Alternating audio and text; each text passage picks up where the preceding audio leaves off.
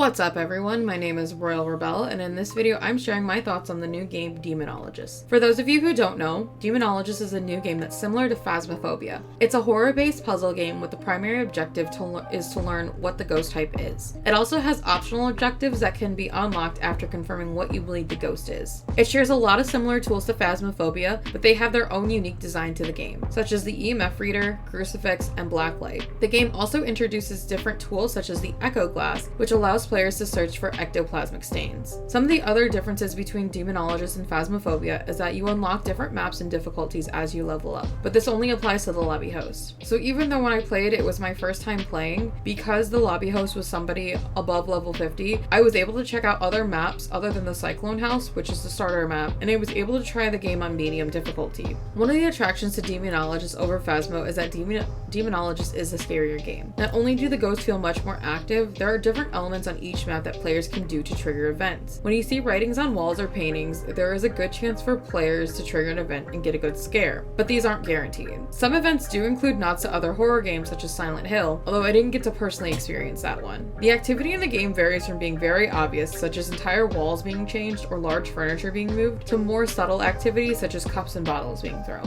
It's definitely more dramatic when compared to Phasmo, but I think that makes the matches more interesting. Personally, I don't know if I would say Demonologist is scarier. It could be my desire to play the game overrode any fears I would normally have playing games like this, or it could be just that the lobbies I had, they wanted to go easy on me, so it wasn't as high of a difficulty, but I still got some good scares while playing. I just didn't feel that same level of fear I normally do when playing something like Phasmo. But I was very fortunate when playing in the public lobbies. I had players who were incredibly helpful and so nice. So far, that's gotta be like the big bonus to playing this game. If you want to play and you don't have anyone to play with, the public lobbies have been great so far. I'm always excited when I see a game with a positive community, and while it's small now, I hope to see the Demonologist community grow and continue to have this positive presence. Other than the jump scare triggers, there are a couple of features I enjoyed while playing the game. One being that after death, you can still communicate with other players. That's always been a bit of a pain point for me with Phasmo, is that when you die, you kind of just have to sit there. Sure, you can follow teammates around and throw stuff at them, but if you die in Phasmo,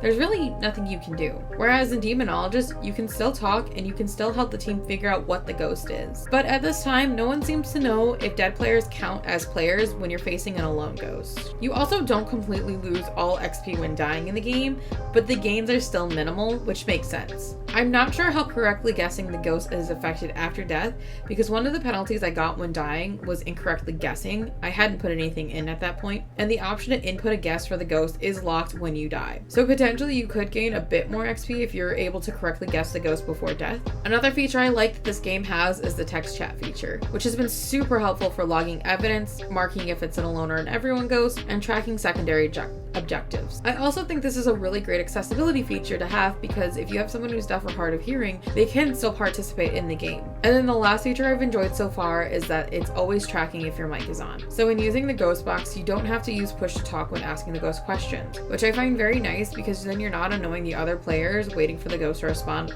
by asking the same questions over and over. To me, the only really major downside to this game is just coming off of Phasmo and having different controls. It does feel a little clunky, but this is honestly a minor issue and can be fixed just by playing more and practicing the controls. And then compared to other puzzle games, such as Forewarned, this does feel really close to Phasmo content-wise. Even something as simple as picking the names of demons versus ghost types I think would be a better differentiator, especially with the name Demonologist. But the developers are located in Turkey, so there could be cultural reasons why they didn't go that route. And then realistically, this is just an aesthetic point. It doesn't add or subtract to the gameplay. The maps and events are fairly unique, along with the other features I mentioned in this video. But these are my thoughts on Demonologist. What do you guys think? Leave your thoughts in the comments below. And if you enjoyed this video and want to see more of my content, don't forget to like this video and subscribe to my channel so I can bring you more Demonologist content. And if you want to check out my Twitch streams, I currently go live Monday through Thursdays starting at 8 p.m. Eastern Standard Time.